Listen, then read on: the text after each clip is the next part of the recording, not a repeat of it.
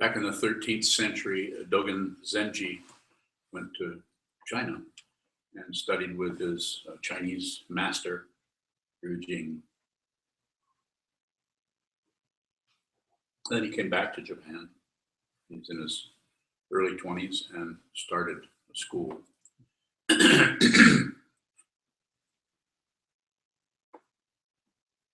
Dogen's way of teaching was really a kind of amazing. He was able to talk in both relative terms and absolute terms at the same time.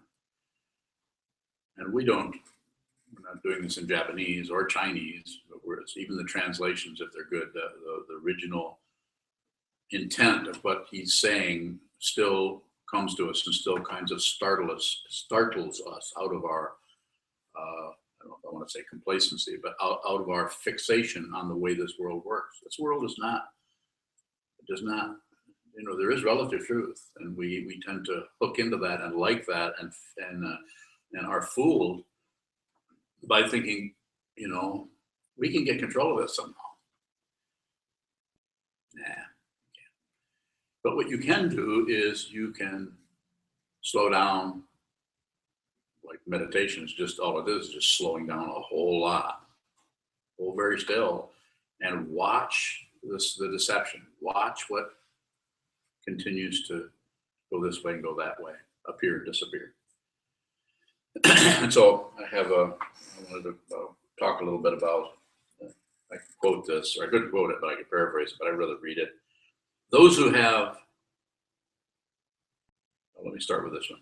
To carry the self forward and illuminate myriad things is delusion. That myriad things come forth and illuminate the self as awakening.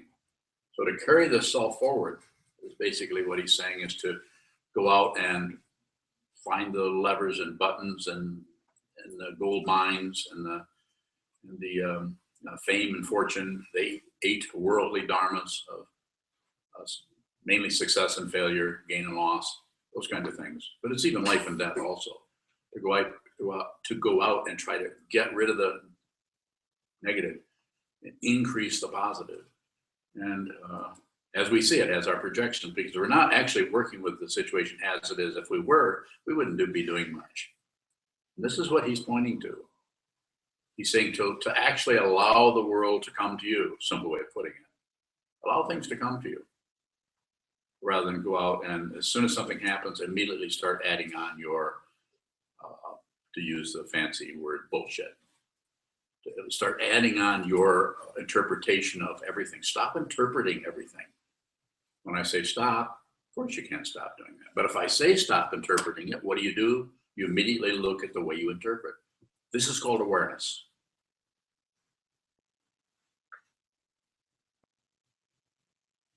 Without awareness, we tend to completely succumb to delusion and get magnetized into the trap of what's called samsara, or the 8 worldly dharmas, or the suffering that is inherent in just being a living being. We tend to go in and make matters worse, you could say.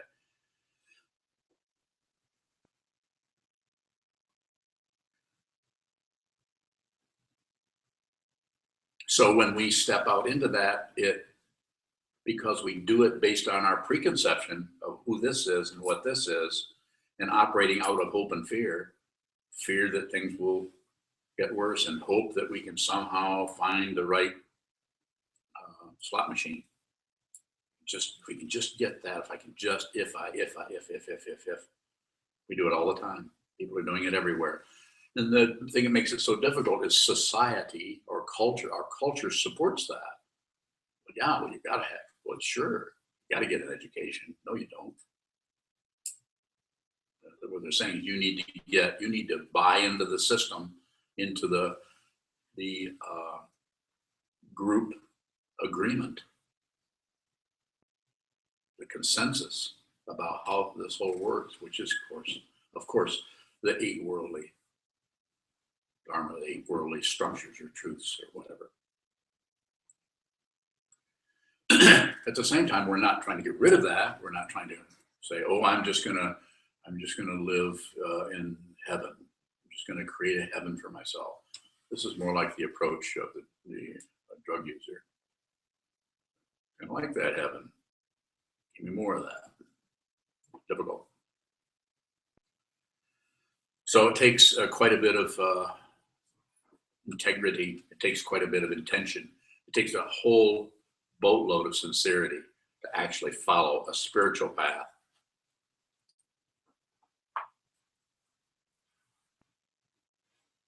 Without rejecting the mundane path.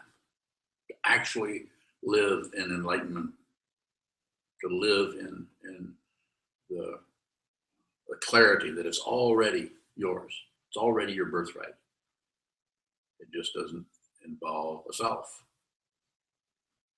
If it does involve a self, it's not real. Self isn't real. You don't have to get rid of anything. You don't have to transcend a dream.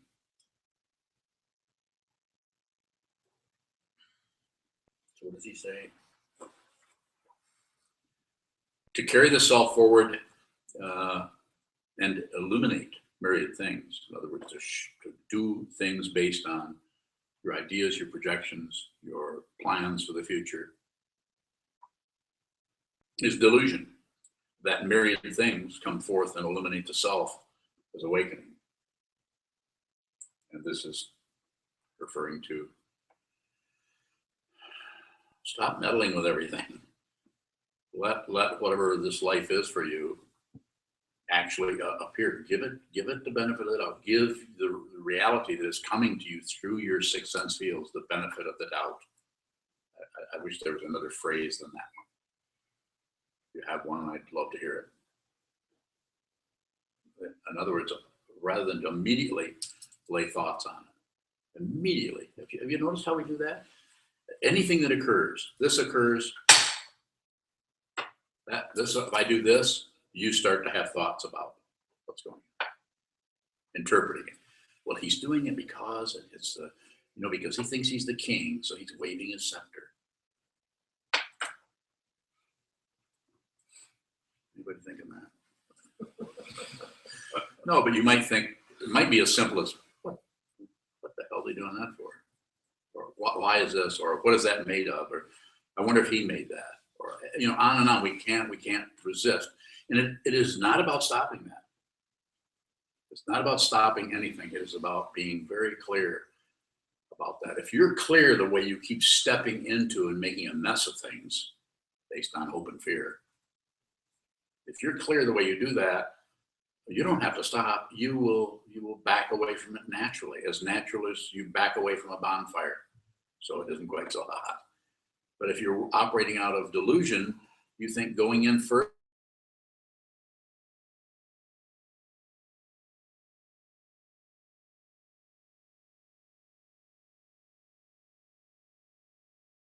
Shikantaza, whatever we name it, Shamatha Vipassana, Laktung Shine, there's all kinds of traditions, and I've taken a look at all of them.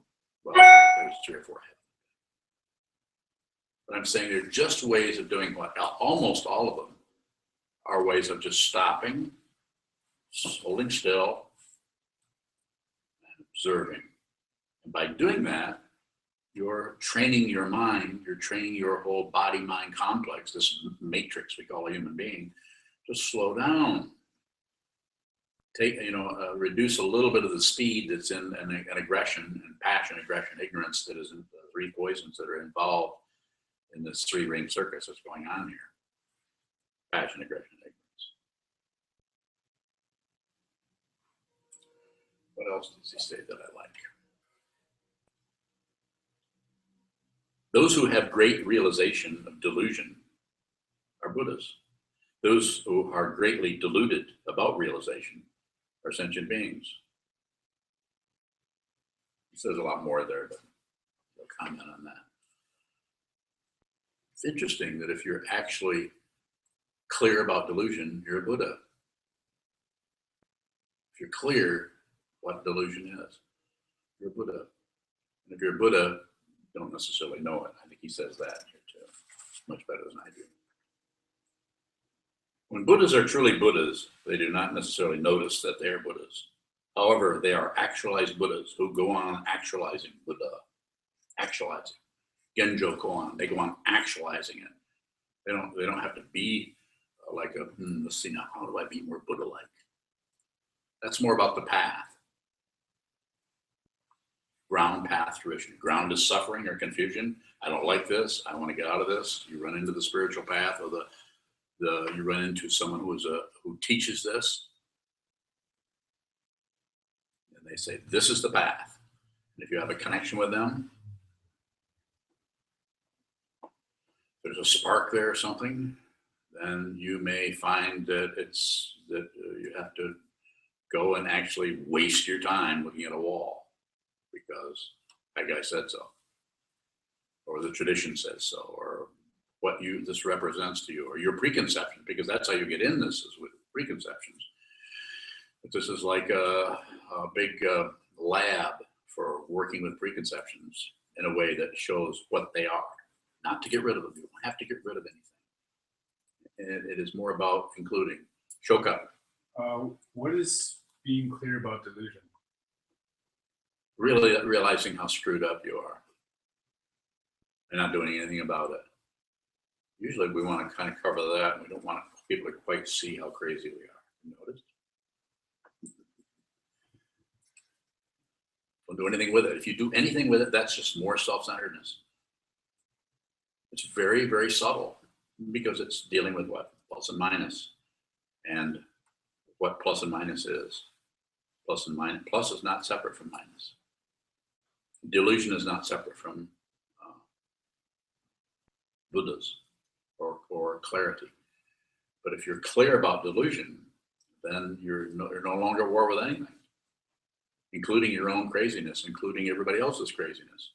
This does not mean that if somebody steps on your toe, you won't swear at them. Maybe Lisa would. She'd laugh.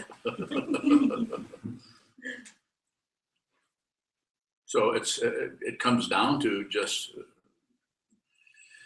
being more and more clear and seeing that you don't really have to fight with things. There's lots of paths leading to this, and I've looked at them, and the one that I teach is I wasn't actually taught this. I was taught lots of different things. This is one of them, in a way. But the way I teach this is out of my own understanding, not out of a book that I read where, let's see, meditate, you should. I spent 30 years doing that. That's why you're getting this. For the last 10 years, this is what's been happening. But there had to be that 30 years of chasing my tail, you could say, because my teacher told me to chase my tail. And while you're doing it, carry this Ganta and Dorje with you.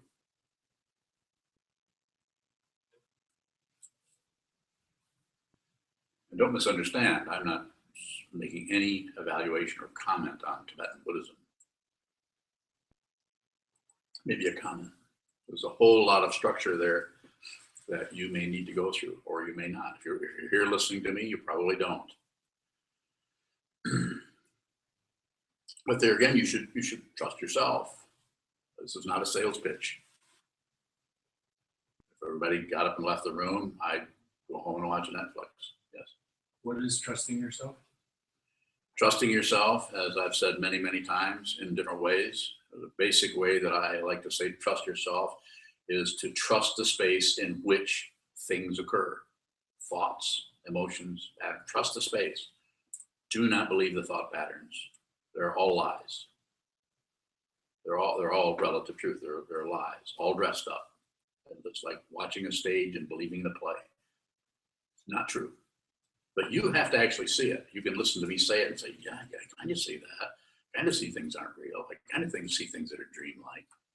I kind of see when I have a dream and I have something that happens in my actual life that there's not that much difference between them. You know, they're very similar. Sometimes you dream about something before it happens. And we think, oh my, maybe I'm psychic. You're just having a dream about something that's going to happen. That's all. So trusting the space. And how do you trust the space? First, you have to see the space. And this is what meditation practice is about. You sit down, hold still, you just bore the shit out of yourself. What's getting bored? Ego getting bored. Once, as Trungpa Rinpoche, my first teacher, said, They used to use a particular phrase, a particular way of talking about this. That was, when you first start, there's like hot boredom. It's like this. I don't know if I can do this. I don't know if I can do this. It's just on and on and on. And, you know, I think I'll go have some coffee. I'll come back. No, I can't have coffee. Now I'm all jittery. Keep looking for some way to settle down. But the idea is to actually look at the anxiousness, look at the speed. If you begin to do that, then just a natural sense of settling happens. So you go from hot boredom to what Rinpoche called cool boredom. It's cool. It's more like, instead of the image was a mountain, a waterfall with rock, water crashing all over rocks and all kinds of confusion and lots of energy going different directions with the water and the rocks coming together. Instead, it's like the water leaves that area and starts to just flow. It starts to just be a flow. Your thoughts are like leaves floating in the stream. Just observe. It's very simple. This one. So you trust the space, trust the entirety of the space.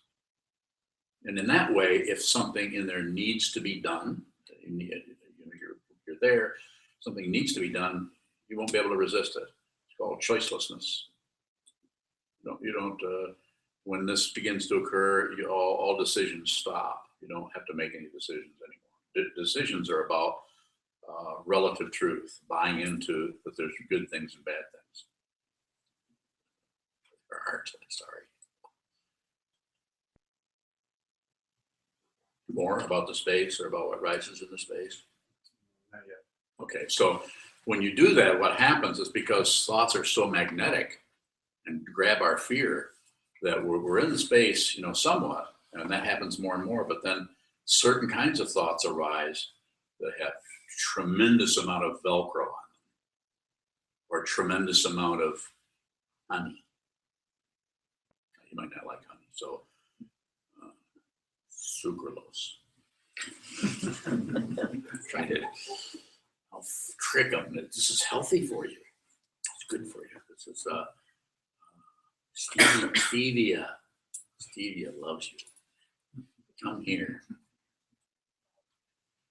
And so it's always about the awareness. I will say over and over, it's the awareness is what does it. Not belief in anything. Not belief in Buddhism. Not belief in ego. No ego. It's just awareness, and it's challenging to ego or self-centeredness, because when we begin to move in this direction, we realize we don't have a map. Even though Buddhism has been around for 2,500 years, all kinds of commentaries and maps. This one I'm reading here is one of them. The 13th century Dogen awakened, or awoken, whatever the Japanese word would be, and he saw who he was. He saw who he was, and he saw what this world is. And he began to teach a bunch of teenagers or monks. Must have been really funny. I would love to have been there and seen that. A 23-year-old teaching a bunch of 18-year-olds.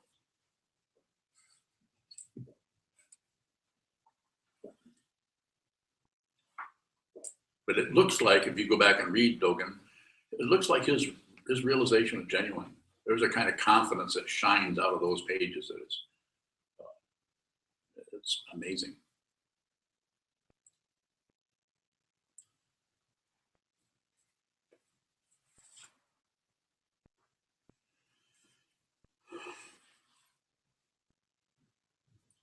So I think I could go back to carry the self forward and illuminate myriad things as delusion. That myriad things come forth and illuminate the self as awakening. So simply put, it's about sit still and allow things to arise. Don't go in and meddle with anything. When thoughts arise, even if they're really difficult thoughts that are rising that seem to be challenging, don't do anything. You don't have to. I often say, and I'm saying again, I often say, and I'm saying again, you don't have to accept anything. Quite often, people who are in a position of teaching say, just accept it. You don't have to accept anything. There isn't anything to really accept. There's only awareness, we'll see. And then if there is some kind of an including that needs to happen, it will be spontaneous, and you'll do it out of your clarity rather than out of open fear of, I better do this because I better do this, I better not do that, I better do this. We do that so much. How do I know about it? I'm doing it. I'm old. That's Richard. You said if you read Delegate, what were you referencing to? Read his material. I think one of the best books you can get if you want to get the whole 1,000 pages. You could read Enlightenment Unfolds, which picks out a few of his teachings, and so you can read some of it. I have a copy of it. There might be several copies here. I don't know. Copies around of Enlightenment Unfolds. Personal copies lying around. Yeah, but that would be a good one, and I can send you if you want to get into that. So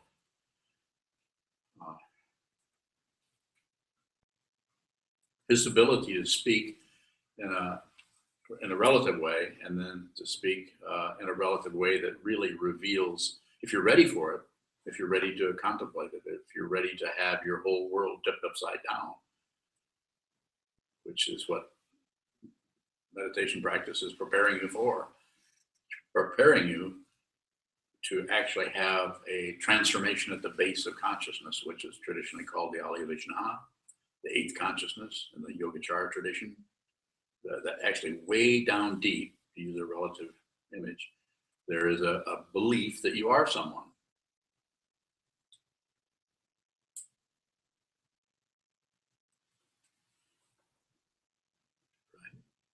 Right. It's kind of a belief that you are a person who has experiences and has a life and was born at a certain time, and you have a story about who you are. And that's what we're dealing with, this belief, this clinging, grasping at a solid being. And there isn't one. It's that, but I could make that statement. I could come over and say, there isn't one. Next day, give a talk, there isn't one. I can just keep saying that over and over, but you have to see it. And how do we see that? You sit down and look at what keeps occurring and keeps occurring and keeps occurring until you see that the production and the producer are non-existent. They sure seem real. The image I often use is the Bruce Willis movie. It's like that kind of a situation you're watching, or any kind of movie that is engaging you, a really good movie that causes you to forget you're here sitting in a chair eating Fritos with a Corona. Well, you probably shouldn't have. Maybe one. You're sitting there and then there's a time when you actually forget the Corona, you forget the Fritos, you forget your body, and you're completely in that character of whatever they're doing. You're actually living that. You're living, there's a sense of agreement, or we do it all the time. It's called watching a movie. Very simple. But it's that kind of thing that we're doing this way. We actually believe there is a person living this life that we're trying to correct or justify or condemn. Sometimes we're just so bad people, and other times we're not getting enough credit. And other times we're doing something, and then we have so much pride that we can't, so much kind of fluff off the imp. It's like going in and helping Bruce Lee be more real. When he's an actor, he's not going to get killed. Don't worry about it. You said Bruce Lee is dead. It's like Bruce Lee. I wondered, when I saw Sokuzan laughing, I said, Sokuzan rarely laughs at what I say. But this time Sokuzan was laughing, which means I probably screwed up. I said something. Because everything else I was saying, everybody's laughing, but Sokuzan isn't really cracking a smile. It was a stone face, but then as soon as I screwed up, that's how I know. I did screw up, right? Bruce Lee's dead. Bruce Willis is alive. Killed on the side. I think he did. Didn't he have a was really kind of startling for everyone because he seemed to be so healthy. He had an aneurysm, you're right. So, yeah. Has anybody seen Return of the Dragon? No. Ooh, what a movie. That's the kind of movie you can watch and you're just in that movie. Question, yeah. Senchu. How do we work with what feels like a really hidden resistance to seeing through the belief Yeah. itself? I think just your question says that you're doing it. The only thing I can say for you personally, since I'm speaking to you personally, is more sitting. That's how you work with it. Is to strengthen that which sees rather than that which thinks. So that which thinks is what's happening here, but combined with awareness to be able to see that you can see that you need to do something about that. Is that how it feels? You don't. Isn't that wonderful to hear that? You don't. Any issue you have, you don't have to do anything about it. Only thing you have to do, when I say only, this is not something to believe. I'm not asking you to believe anything. In fact, and in fiction, believe everything or forget everything I said. If you can. Yeah, do that. At the end of the talk, just leave and forget everything. And see if there's something you really have trouble forgetting. Because maybe that'll help you. Or not. That might be the opposite. It might be that you actually forget what I helped you and what you remembered is your own bullshit. Okay. Probably not you though, because you're really nice.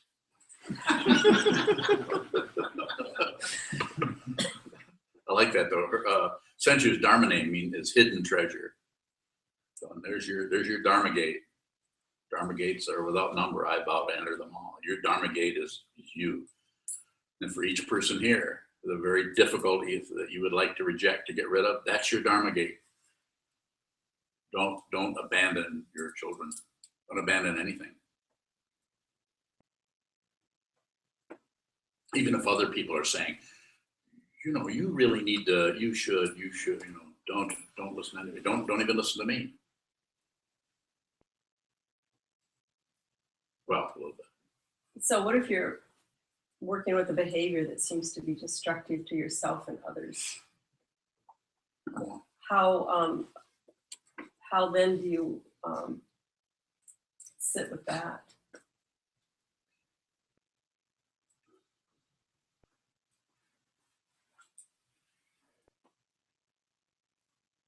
Be more specific. I heard what you said. Well, the temptation, you said you don't have to do anything. The temptation is to, and maybe from others in your community, maybe get better, do something about it. That if you just had the will to make a change, then, but you're just stubborn and you won't do that. But you're saying there's nothing to do. Unless there's nothing to do, unless there is. But first, you have to actually be in a position where you're open and you allow things to come and go. So there's enough clarity there that you actually see this needs to be done, but there will be no thoughts preceding it, and no thoughts following it up. So there will be no, what is it called, a preamble? And there will be no, what's the other amble?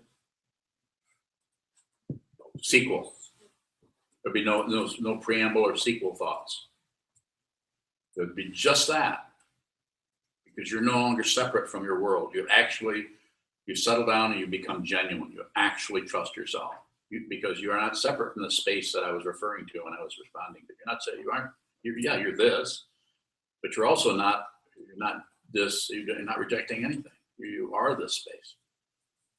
It's not something to believe. It's something to see. And if you see it, belief is kind of beside the point. Belief is something we do when we kind of think something might be true. We don't have any proof. But realization is nothing about believing anything. More. Should be more. There should be. You should. You should. Okay. If you're living in an environment or a community where someone around you is being destructive, Yes. how do you know when it's time to step in? If You know, it's not about a clock. It's not about a calendar. It's just if you're just with the situation, you just do the fundamental thing that sometimes is missed is how do you fundamentally help somebody? That's what's missed because we want to help them on the surface. And we start by blaming them. As soon as you blame someone, somebody comes out of their confusion and fights with you about it and justifies. Well, if you hadn't done this, then I wouldn't have. If you'd have been more supportive, if you'd have loved me more, which is a bunch of horse shit, basically. People will manipulate and do anything to get out of what? The ability to respond. They will shut down on that because there's a fear of a separate self, the illusion of a separate self being harmed. There isn't anyone. So therefore you have nothing to lose. Yes. it seems like as somebody who's on the path that praise and blame are automatic. So how do we work with that in a way that's sane? I think is to be very, very aware of the degree to which you blame and praise. And if you're very, very aware of that, you may do that a little bit, but probably not much, because you'll see that it's passion, it's aggression, it's ignorance. You'll see that it's not real, that it's based on based on belief in this relative world of plus and minus. It's belief in duality. It's not two. When you see that, we're not saying all the two-ness, all the people, everywhere you look, everything is somehow magically, we're all one. You never hear me say that, make that statement, we're all one. I never say that. I say we're not separate, which is, you could say, well, that's the same thing, but it's not actually the same thing. It's the positiveness of being a separate being is so powerful that if you say not one, ego likes that. We're all one. But to say we're not separate, that's going at it in a negative way, and ego has more trouble, making that work for his or her benefit.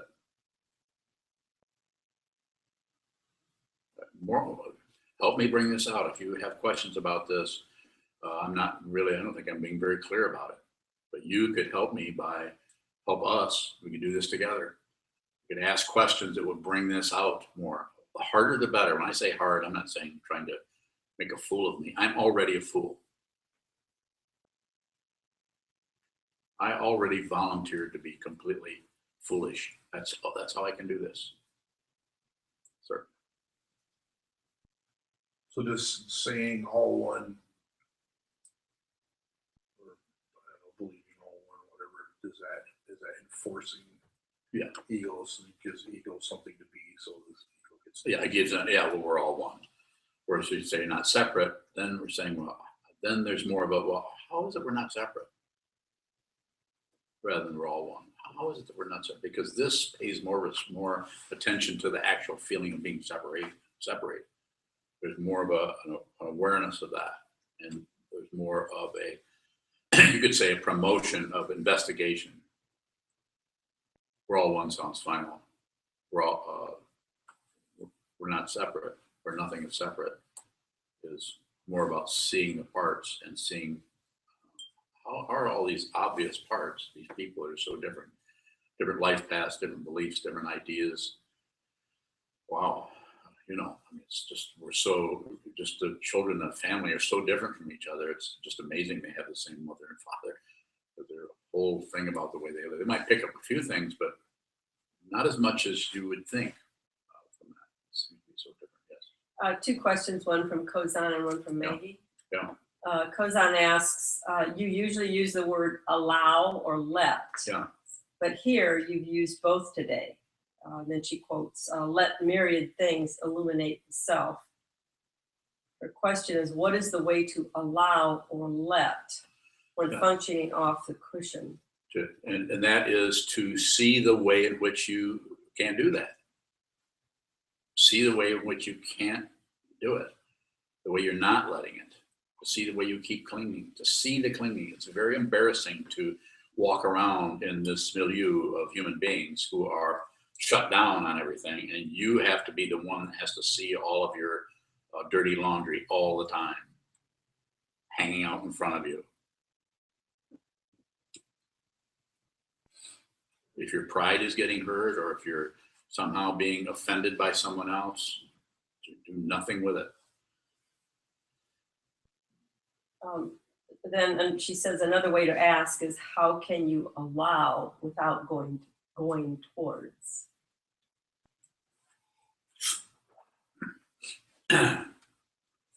It's the same way you allow a wolf to come after you.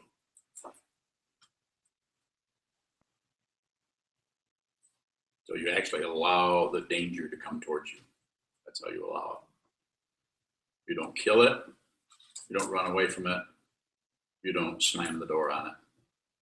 And don't misunderstand. I'm not saying if the wolf's after you, get the hell out of there. I'm using that as an image to use about fear.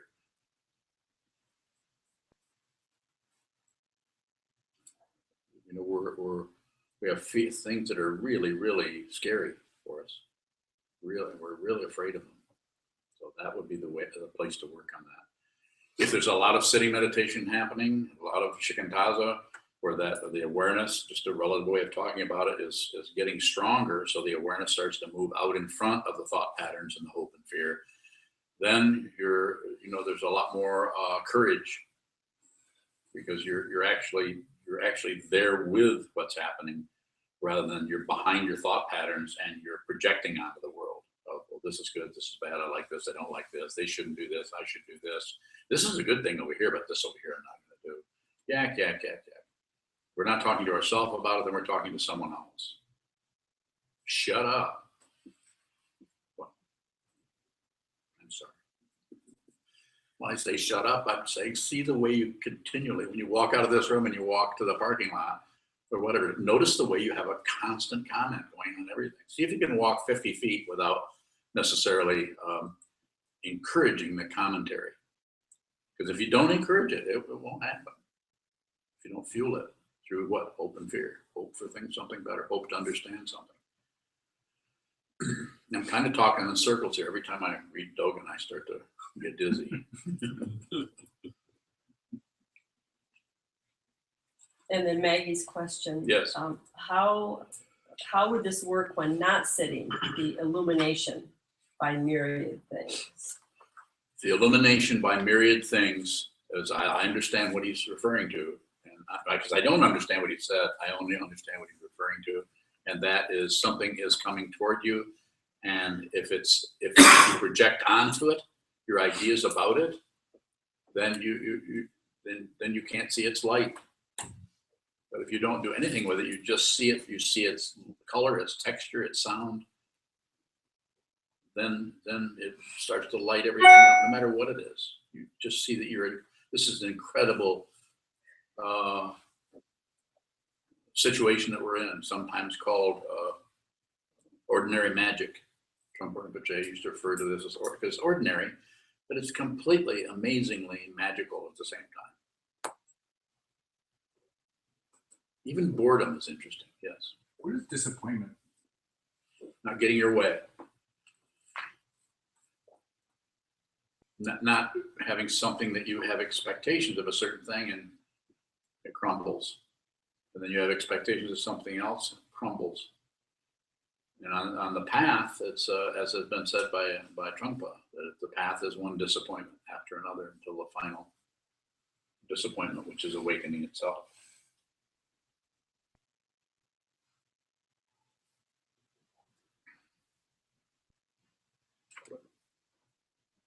You talk about hope and fear a lot.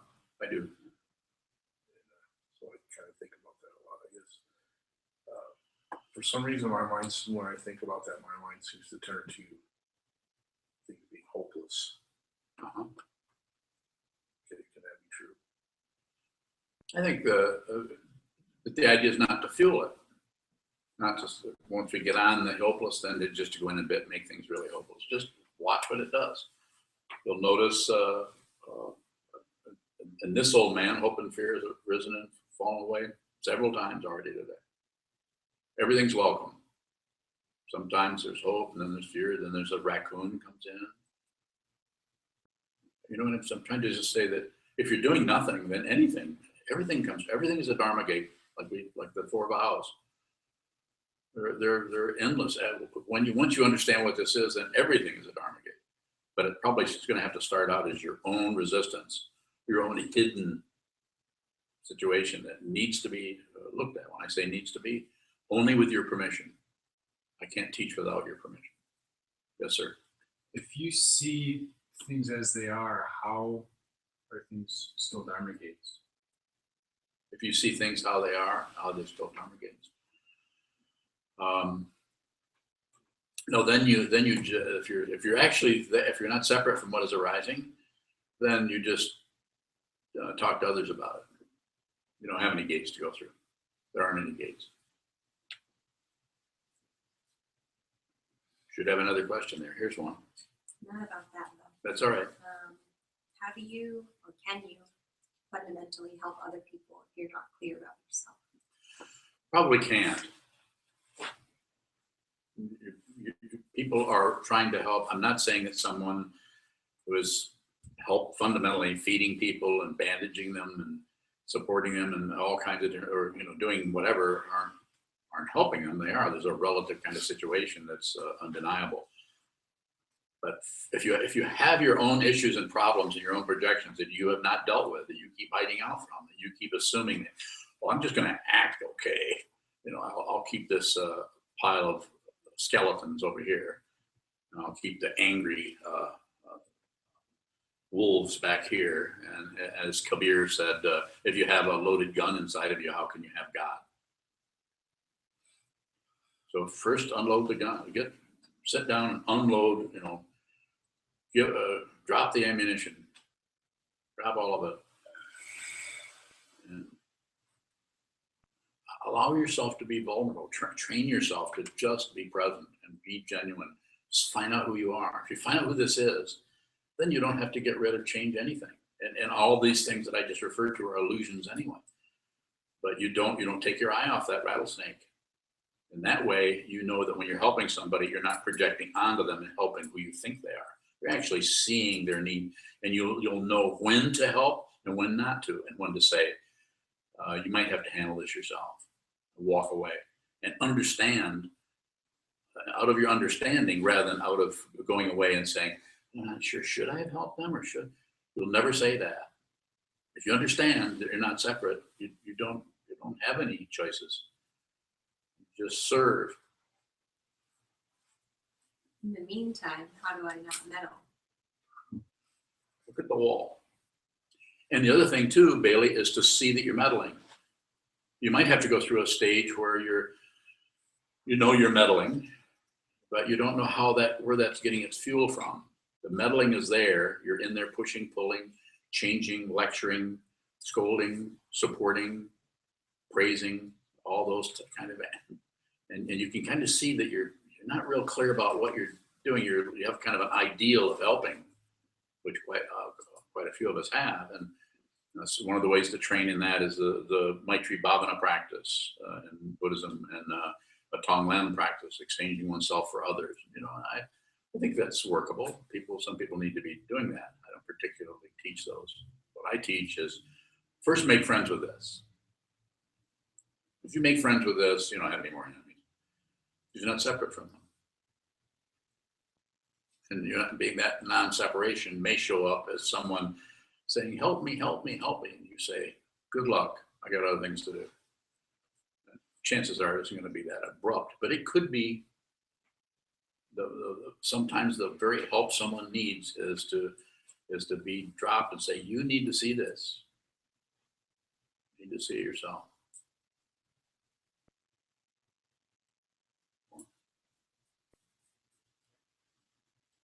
The feelings of not being able to do enough. Yeah. When you're trying to help somebody. Yeah. That's not an indication then of actually not being able to do anything. It's more ego. Yeah. Good question. That's a kind of a narcissism or self-centeredness that's very, very subtle. Narcissism is very sneaky. You know, we have ways of looking very humanitarian, and actually it's, you know, our helping is more about our identity of being a good helper who can help a lot. So until that's transcended, I'm not saying you wouldn't be helpful and other people wouldn't think you're a wonderful nurse or humanitarian or whatever, but it's not complete. There's still a self-centeredness that's looking for success and for a merit badge. Yes. Time for what? To stop and get ready for the noon talk. Very good. We can dedicate them. Okay. We'll dedicate them. And so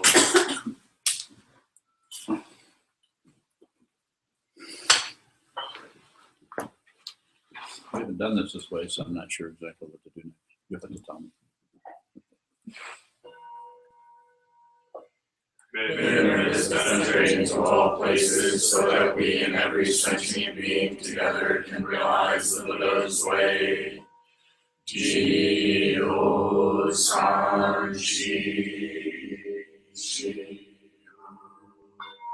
Shi-son, Mu-sa-mo-ko-sa, Mo-ko-ja.